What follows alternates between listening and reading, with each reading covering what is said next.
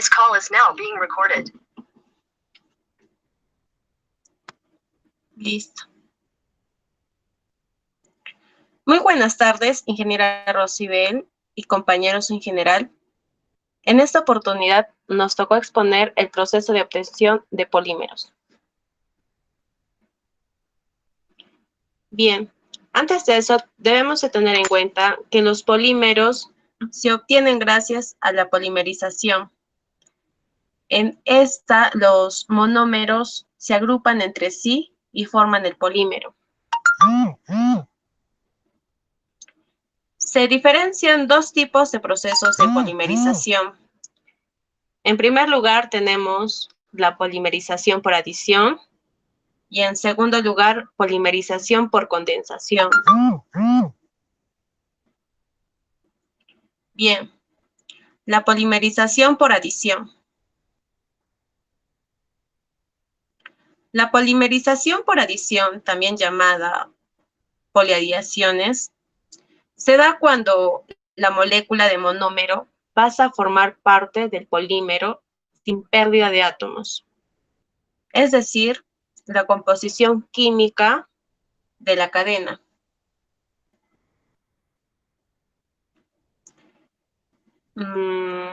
También se refiere a la composición química de la cadena resultante es igual a la suma de las composiciones químicas de los monómeros que la conforman. Generalmente no genera subproductos. Por lo cual, durante la polimerización por adición se presenta de la siguiente forma. Se produce, aquí en la imagen, se produce la activación del monómero, lo que permite la apertura de la estructura de dos puntos activos en los extremos del monómero. Por ejemplo, el monómero del etileno se le rompe el enlace covalente entre sus dos átomos de carbono, dejando así dos electrones desapareados. Esto atrae otro monómero de etileno, rompiéndole el enlace covalente y acoplándolo a la misma vez. Así puede continuar posteriormente la reacción formando la cadena polimérica. En esta imagen se ven los cuatro procesos nombrados anteriormente, rompiendo el doble enlace, ¿verdad? Y así, a consecuencia, obteniendo un monómero de etileno insaturado atraído. Lo que viene a ser el polietileno.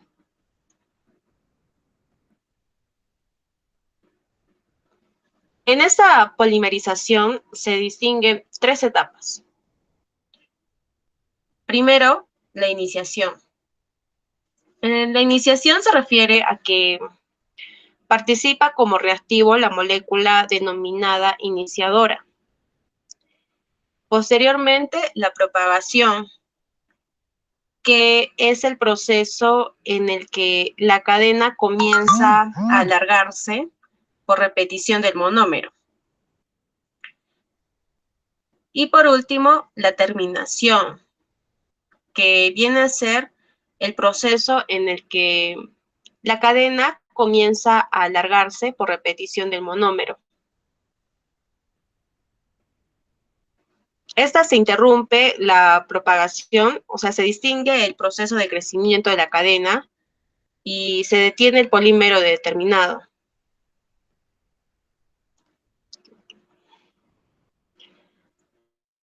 Tenemos los polímeros por adición que pueden lograrse por procesos distintos según el tipo de reactivo iniciador.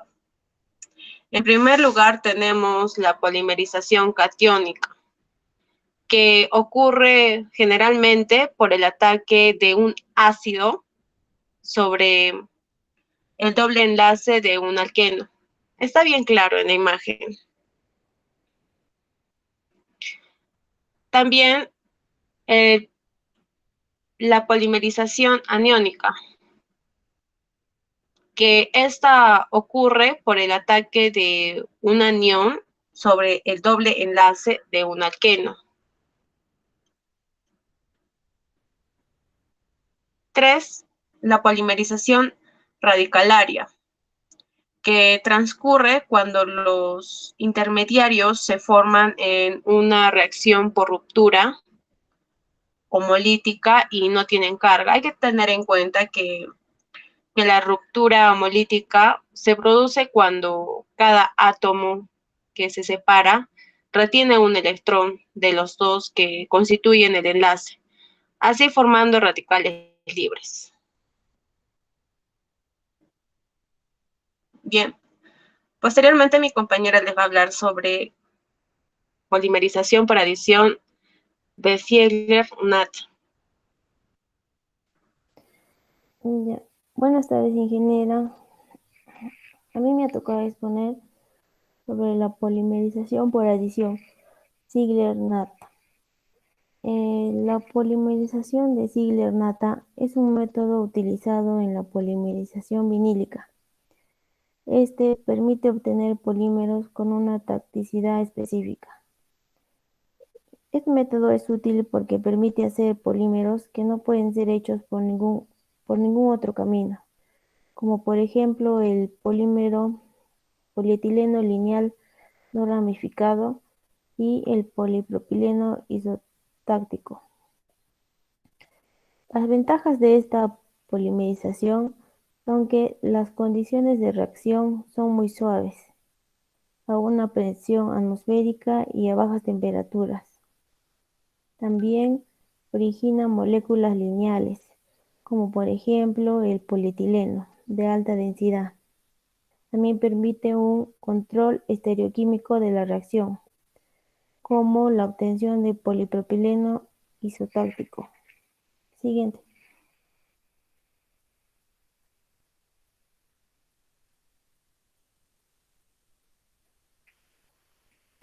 Bien, ahí tenemos un ejemplo. En la parte de la izquierda, como vemos, está la presencia de cloruro de titanio, junto con otro metal, ¿no? Con el aluminio trietilio, que orienta la posición de los sustituyentes de las moléculas. Y en la otra, en la derecha vemos la ventaja que les mencioné, que es la tacticidad. Siguiente. Ya, ahora los metalócenos. La polimerización catalizada por metalócenos es como su mismo nombre lo dice, por metalócenos. Entonces, esta polimerización resulta ser la más indicada para competir con los polímeros vinílicos. Después de que se inventó la polimerización de Ziegler-Natta. La razón es que la polimerización catalizada por metalócenos permite producir polietileno capaz de detener las balas, como lo vamos a ver en el siguiente ejemplo. Siguiente. Siguiente. Ya, acá. Como les dije, hay un ejemplo que es que se puede producir el polietileno. Como lo vemos en la imagen, es un chaleco antibalas que su constituyente es el polietileno de ultra alto peso molecular. Ya, este material se fabrica empleando la polimerización catalizada por metalócenos, como se los mencioné, y es un material altamente cristalino, con una excelente resistencia al impacto. Tiene muy bajo coeficiente de fricción, no absorbe agua, reduce los niveles de sonido, presenta resistencia a la fatiga y entre otras propiedades que son muy buenas.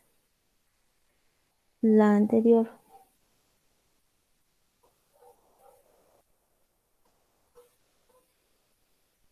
Ya, ya. Con la polimerización por metalócenos hay elevados pesos moleculares, así que se pueden enumerar las siguientes características de esta polimerización. Se pueden polimerizar casi cualquier monómero. Producen polímeros extremadamente uniformes. Permite hacer polímeros con tacticidades, como lo vimos en el anterior ejemplo, muy específicas. Siguiente.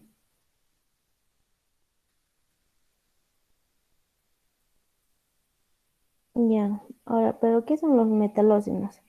Los metalócenos son iones metálicos con carga positiva, en medio de dos aniones ciclopentadienilo, con una carga negativa. Ya, un anión ciclopentadienilo es un pequeño ion formado a partir de una molécula llamada ciclopentadieno. Todo esto lo vamos a observar en la siguiente diapositiva.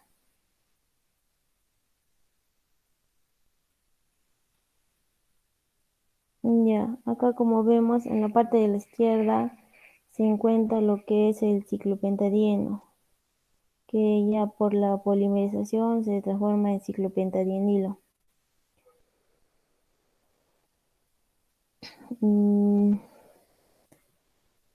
Ya, además ya estos ciclos pentadieno tienen dos enlaces dobles en la molécula, como lo podemos observar, lo que es el carbono, carbono, carbono, carbono. Y cada uno de ellos tiene dos electrones, de modo que en total van a sumar 4. Y si se le suman esos dos electrones más del carbono que perdió un hidrógeno, tendremos 6. Ya esto es importante, ya que un anillo con 6 electrones se va a volver aromático y esa forma aniónica va a ser sumamente estable. Ya, también vamos a ver lo que es los iones ciclopentadienilo. Tienen una carga negativa, -1, de modo que cuando aparece el catión como el fierro con carga +2, dos de los aniones van a formar un sándwich, como lo vemos en la parte de abajo, en la parte de la derecha. Y este ferrosándwich se denomina ferróceno. Siguiente.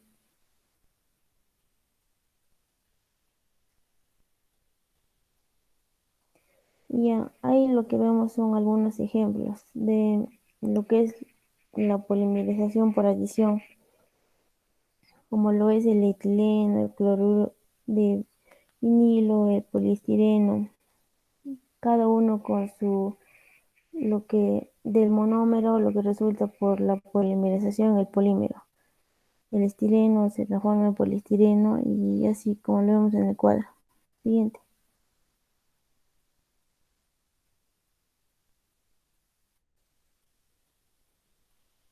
Siguiente. Ya, ahora voy a hablar a mi compañero sobre la polimerización por condensación. Mm, Prosiguiendo con la exposición, vamos a continuar con polimerización por condensación. Siguiente, por favor. Mm, Procesos de policondensación. El término condensación hace referencia a la formación de cadenas poliméricas mediante una reacción en la cual dos compuestos condensan o reaccionan químicamente para formar uno de mayor peso molecular. En este tipo de reacciones se produce un desprendimiento, ¿no?, de algún tipo de molécula básica, como puede ser agua, amoníaco, ácido clorhídrico, entre otros. Si la funcionalidad es igual a 2, la policondensación dará lugar a polímeros de tipo lineal. Por lo contrario, si la funcionalidad es superior a 2, se obtienen polímeros de tipo reticular. Normalmente, el proceso de policondensación requiere dos componentes para que la reacción se lleve a cabo, pero en algunos casos es posible que se produzca un proceso de autocondensación a partir de un solo componente. Siguiente, por favor. Como mencionamos anteriormente, los procesos de policondensación nos permiten obtener polímeros lineales o de tipo reticular, que más adelante vamos a comentar. Y como ya reiteramos, se requieren dos componentes que tengan grupos reactivos. Como vemos en la imagen, podemos ver, ¿no?, los que tienen sus dos grupos reactivos, que están ahí señalados por la flecha. Se produce una reacción de ensamblaje que da lugar a la formación o unión, ¿no?, de una molécula para formar una de mayor peso molecular que continúan teniendo sus dos puntos reactivos. Por lo tanto, puede crear, ¿no? Puede crecer de forma lineal y al mismo tiempo se desprende una molécula básica para que la reacción transcurra adecuadamente. En una condensación posterior se puede, se puede, se puede ver cómo no se produce este crecimiento de la cadena por sucesivos ensamblajes y también, ¿no?, obviamente sus sucesivas moléculas que se desprenden. Se puede ver también, ¿no?, que en cada condensación los puntos de crecimiento siempre son dos, de tal manera que la estructura se obtiene, ¿no?, es de polímero lineal. Eh, Siguiente, por favor. Vamos a ver unos ejemplos. En este caso, ¿no?, condensación en polímeros lineales. Un ejemplo típico es el de la obtención de la poliamida 6,6. Para su obtención se requieren los compuestos químicos de la hexametilendiamina y con sus grupos funcionales activos y el ácido adípico con sus respectivos también sus grupos funcionales activos. Entonces estos dos entran en contacto, estos dos monómeros, se produce una reacción química entre los grupos de la amina y del ácido adípico. Entonces forma una molécula de peso molecular, ¿no?, con mayor peso molecular y al mismo tiempo se desprende una molécula básica, que en este caso vendría a ser una molécula de agua. Entonces, como se puede ver, los dos puntos de crecimiento siguen existiendo, ¿no?, en la parte izquierda y en la parte derecha de la molécula, de tal manera que el crecimiento solo se puede dar de una forma lineal.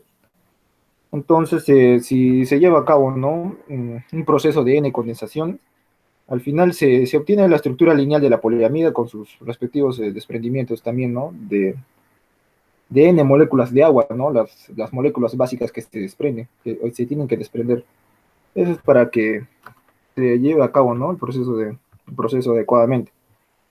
En el lado derecho podemos observar una forma una forma tridimensional, ¿no?, para que sea más fácil de comprender cómo se lleva a cabo el proceso. Ahí lo podemos ver. Siguiente, por favor. Es el mismo proceso. Y aquí podemos ver, también hemos mencionado, ¿no?, anteriormente que los procesos de condensación también se pueden conducir a la formación de polímeros de tipo reticular. En este caso tenemos un ejemplo típico, que es el caso de la policondensación de fenol formaldehído. Entonces, partiendo del fenol, con distintos puntos activos, que como se puede ver en la imagen, reacciona con el formaldehído, ¿no?, con sus grupos activos también, respectivamente. En una primera condensación se produce el ensamblaje de dos moléculas de fenol con una molécula de formaldehído, con desprendimiento, en este caso, de una molécula básica que viene a ser el agua, que de nuevo viene a ser el agua. Pero sin embargo podemos, ¿no?, ver que anteriormente estábamos viendo los procesos y ahora vemos, ¿no?, que no son solo dos los puntos activos, sino que son más. Entonces, con lo cual la estructura entonces se puede crear de forma tridimensional.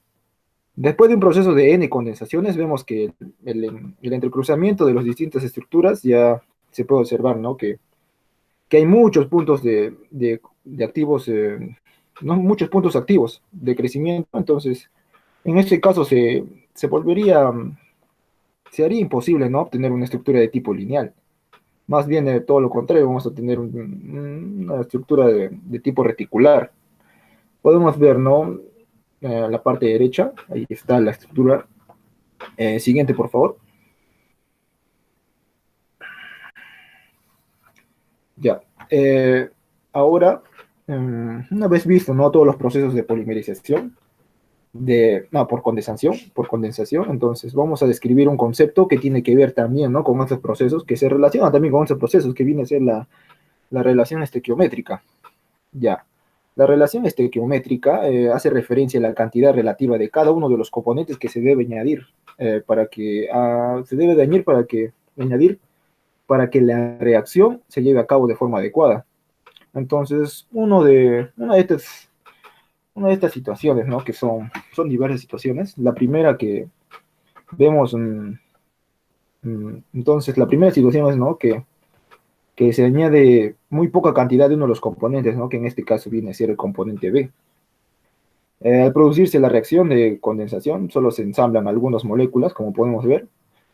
Entonces, esto conlleva, ¿no?, entonces, que las propiedades mecánicas serían muy pobres. Entonces, sería así. Vemos la siguiente, por favor, la segunda situación, que viene dado que en la que se añade, ¿no?, por cantidad, en la que se añade en poca cantidad al componente B, que en este caso, ¿no?, en el componente B, pero superior al anterior, ¿no? El anterior era muy poco, este sigue siendo poco, pero es superior, ¿no?, al anterior. Entonces, con esta cantidad se produce, ¿no?, una reacción de entrecruzamiento que más o menos, ¿no?, vemos que une las moléculas del componente A, formando una red y todo, pero siguen existiendo, ¿no?, esos puntos activos en el componente A que no han reaccionado con el componente B. Entonces se obtiene un material, ¿no?, con mejores características, pero que sigue siendo, ¿no?, teniendo sus propiedades mecánicas pobres. Siguiente, por favor. En esta ocasión, a ver, en la tercera, acá está, podemos ver, ¿no?, que es una forma más ideal, si podríamos llamarla así, ya que se usan, ¿no?, las cantidades necesarias de A y B. Entonces podemos observar en el gráfico que ¿no?, se produce un entrecruzamiento de A y B, formando una estructura donde todos los grupos activos están entrecruzados. Entonces esto conlleva, ¿no?, que las propiedades mecánicas en esta ocasión sean óptimas. Pasamos con la cuarta, por favor, siguiente, con la última situación. Entonces, por último, aquí podemos ver que una situación en la que se incorpora una mayor cantidad de uno de los componentes, que en este caso es el componente B. Ya. Estas moléculas, ya, entonces van a reaccionar y entonces se va a producir, ¿no?, todo el entrecruzamiento de la estructura, formado una red tridimensional, pero vemos en la imagen, ¿no?, que quedan algunas moléculas de B que están sin reaccionar, ¿no? Estas moléculas actúan como un plastificante interno, entonces, por lo cual también empeora, ¿no?, las propiedades del material. Entonces, también, en este caso, en esta situación, las propiedades del material, sus propiedades mecánicas serían pobres. Y concluyo esto, doy paso a mi compañera.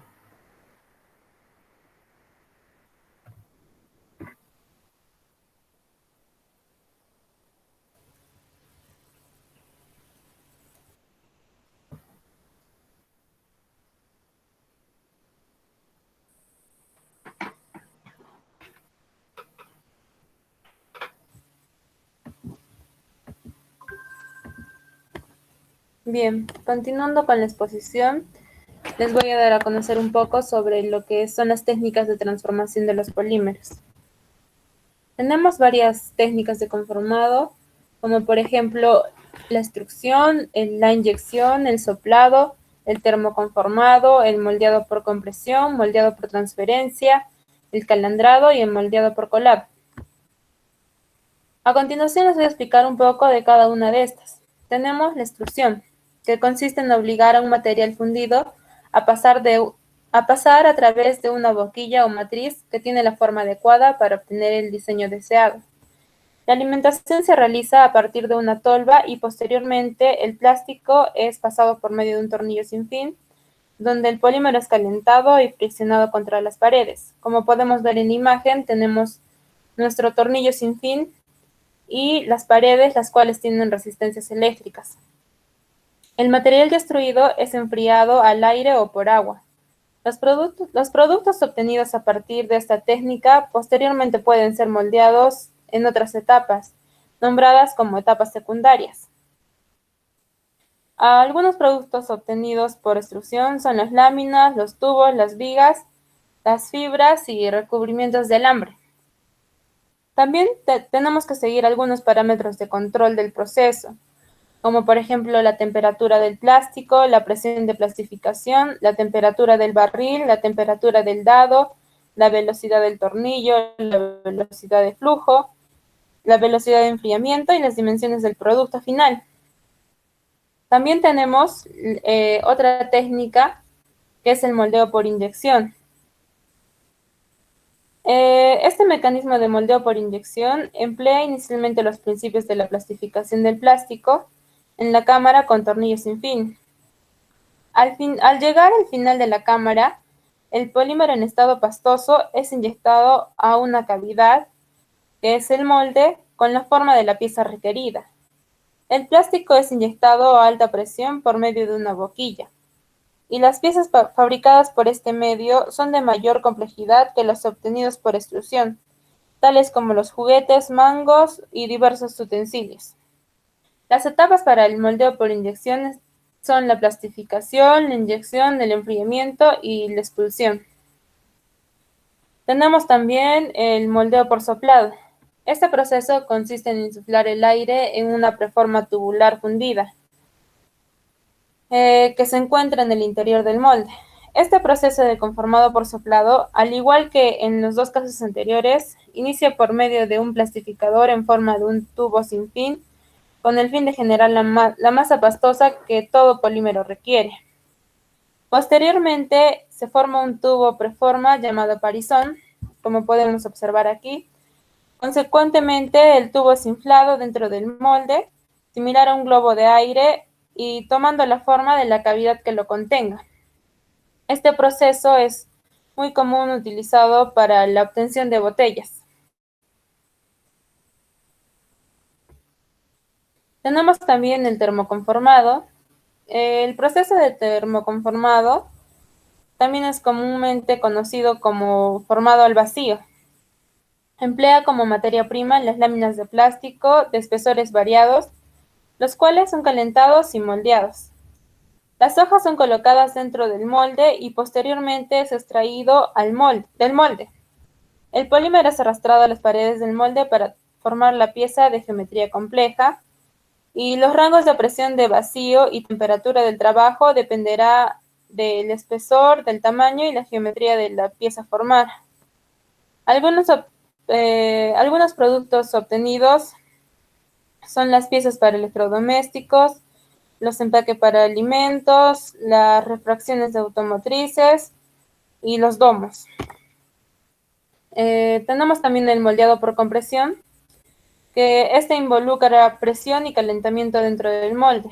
Principalmente son empleados para piezas de plástico termofijos y actualmente también se usan termoplásticos. Los productos obtenidos por esta técnica son piezas para electrónica mayormente. Este es uno de los métodos más antiguos que se usa. El principio es similar a prensas sólidas. Como observamos en la imagen, tenemos el molde y el contramolde y los granos o pellets que van a ser fundidos por medio de la compresión y el calor. Y finalmente podremos obtener la pieza requerida. También tenemos en el moldeado por compresión algunas ventajas y desventajas. Como por ejemplo, una de las ventajas del moldeado por compresión es que tiene bajo desperdicio, ya que es un mecanismo intermitente. También es de bajo costo herramental a comparación del proceso de inyección. Además, esta tiene un buen acabado superficial.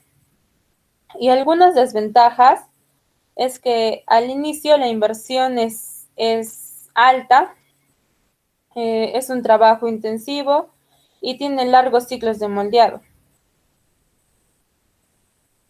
Ahora tenemos también el moldeado por transferencia. Es un método que conjuga el conformado por compresión e inyección en la misma etapa. El principio inicialmente es un efecto de compresión y la misma inercia inyecta el plástico en la cavidad. El proceso se deriva para la fabricación de piezas más complejas que las pueden ser obtenidas por el método de compresión también. A continuación, tenemos algunas imágenes del moldeado por transferencia y vamos ahora por el rotomoldeo. El proceso consiste en colocar dentro de un tambor una porción de plástico y el tambor puede rotar dentro de un horno en dos ejes. La fuerza centrífuga lleva al plástico en estado líquido a cubrir todas las paredes del molde. El tambor se retira del horno y se deja enfriar, generalmente con agua atomizada. Se abre el molde y se retira la pieza hueca. Esta técnica es empleada comúnmente para las piezas grandes como tinacos y toneles, como podemos observar también aquí en la imagen.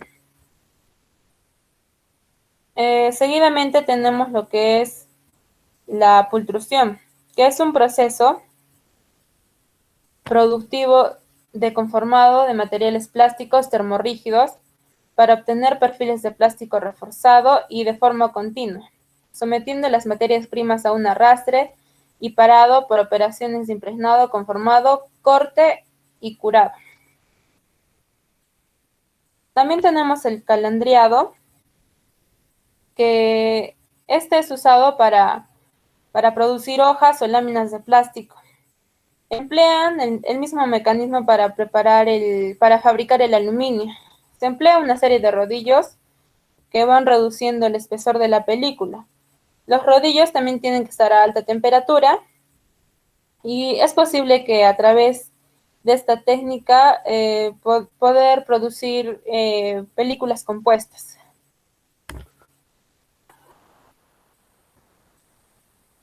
Tenemos por último el colado.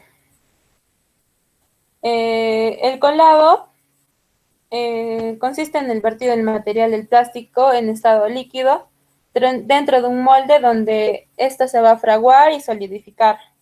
Tenemos que tener en cuenta también la viscosidad del polímero, ya que debe ser suficientemente baja para que fluya con facilidad en el molde. Algunas cosas que podemos obtener son las bolas de billar, la bisutería y entre otros objetos. Hasta aquí con la exposición. Muchas gracias por su atención, compañeros.